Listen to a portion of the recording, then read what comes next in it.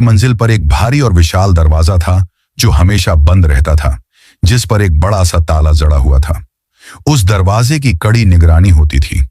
अर्जुन सोचने लगा, उस दरवाजे के पीछे ऐसा क्या छिपा है जिसे इतना सुरक्षित रखा गया है। अर्जुन और समीरा के बीच रिश्ता तो था, मगर भावनात्मक जुड़ाव अब तक नहीं हो पाया था।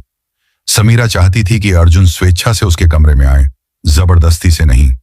वो अर्जुन को बहुत चाहती थी, लेकिन अर्जुन अब तक उससे दूरी बनाए हुए था। समीरा अक्सर अपने व्यापारिक कामों में व्यस्त रहती। जब भी दोनों आपस में बात करते, वो बहुत छोटी होती, औपचारिकता भर।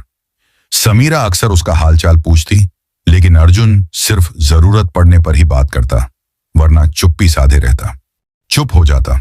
समीरा रोज अर्जुन के साथ ही टेबल पर बैठकर खाना खाती थी। किसी चीज के बारे में दोनों एक दूसरे से कुछ नहीं कहते थे और न ही कभी एक दूसरे के परिवार के बारे में जानने की कोशिश करते थे। ऐसा लगता था जैसे दोनों की दुनिया बिल्कुल अलग अलग हो। एक बार रात का समय था और हवेली में सन्नाटा पसरा हुआ था। अर्जुन अपने कमरे की ओर मुड़ा, तभी उसकी नजर हवेली के एक अलग हिस्से पर पड़ी जहां रोशनी जल रही थी। यह देखकर वह वहीं रुक गया। उसने देखा कि यह रोशनी समीरा के कमरे से आ रही थी।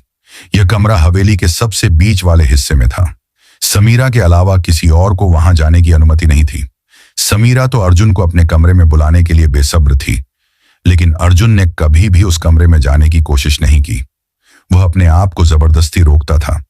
एक और कमरा था जिस पर एक मजबूत ताला लगा हुआ था। अर्जुन उसमें जाने की कोशिश करता, लेकिन कोई ना कोई उसे रोक देता और कहता, साहब, उस कमरे में जाना मना है।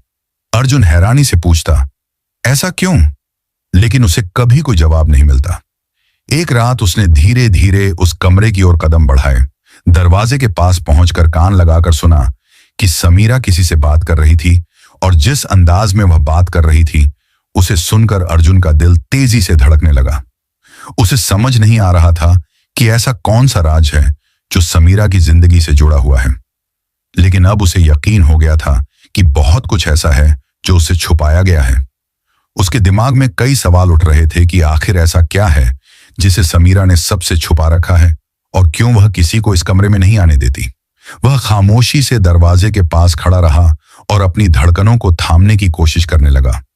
उसके मन में अजीब विचार आने लगे कि जिस शादी को उसने समझौता मानकर स्वीकार किया, उसके पीछे कोई बड़ी साजिश तो नहीं, या कोई रहस्य है।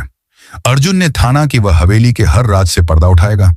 यह सब सोचते हुए वह अपने कमरे में वापस चला गया और उसने निर्णय लिया कि चाहे कुछ भी हो जाए, आज वह उस कमरे में रहती। वह 80 साल की बूढ़ी महिला जरूर थी, लेकिन हर दिन अर्जुन से नई उम्मीद और नई आशा रखती थी। अब अर्जुन ने सोचा कि उसे इस महिला से बात करनी चाहिए। वही उसे उस कमरे के राज से वाकिफ करा सकती है। हवेली के सुनसान अंधेरे में केवल घड़ी की टिक टिक की आवाज गूंज रही थी। रात के तीसरे पहर में अर्जुन उस कमरे में जाने के लिए तैयार हो गया। उसने समीरा की एक खास नौकरानी से बात की, जो 22 साल की बहुत खूबसूरत लड़की थी, जिसका नाम किरण था। अर्जुन ने किरण से निवेदन किया कि उसे अपनी पत्नी समीरा से मिलना है। किरण ने समीरा से अनुमति लेने के लिए चली गई। किरण के अलावा कोई भी समीरा के पास नहीं जा सकता था। जैसे ही किरण ने समीरा को अर्जुन की इच्छा बताई, समीरा खिल उठी और उसने किरण के हाथ चूमे और कहा, जल्दी से भेज दो। किरण ने अर्जुन को जाने की अनुमति दे दी। अर्जुन एक 22 साल का सुंदर, मजबूत और होनहार नौजवान था। वह जाकर समीरा के दरवाजे की घंटी बजाने लगा। समीरा ने दरवाजा खोला और पूरे दिल से उसका स्वागत किया। अर्जुन भी सोच रहा था, जब तक इसे खुश नहीं करूंगा, अपना नहीं बनाऊंगा, तब तक राज कैसे जाहिर होगा। कमरा गुलाबों की खुशबू से महक रहा था। समीरा खड़ी थी, चेहरे पर चमक, आंखों में मोहब्बत का उजाला। जैसे ही अर्जुन कमरे में दाखिल हुआ, उसका दिल जोर जोर से धड़कने लगा। अर्जुन ने हैरानी से कहा, समीरा जी, आप तो 20 साल की लड़की लग रही हैं। यह कैसे संभव है? समीरा मुस्कुराई। उसके चेहरे पर एक खास चमक थी। वह धीरे धीरे अर्जुन के करीब आई और बोली, प्यार में उम्र की कोई सीमा नहीं होती अर्जुन जी। जब औरत दिल से प्यार करती है तो उसकी आत्मा जवान हो जाती है। मैंने तुम्हें सिर्फ अपनी दौलत और हवेली का वारिस नहीं बनाया, बल्कि दिल का भी मालिक बनाया है। कमरा पूरी तरह मोहब्बत की नमी से, आज मैं आपका हूं, सिर्फ आपका। समीरा की आंखों में हल्की सी नमी और होठों पर प्यार झलक रहा था। मैंने इस मोहब्बत के इंतजार में बहुत कुछ खोया है। जवानी चली गई, रिश्ते भी, लेकिन दिल आज भी धड़कता है।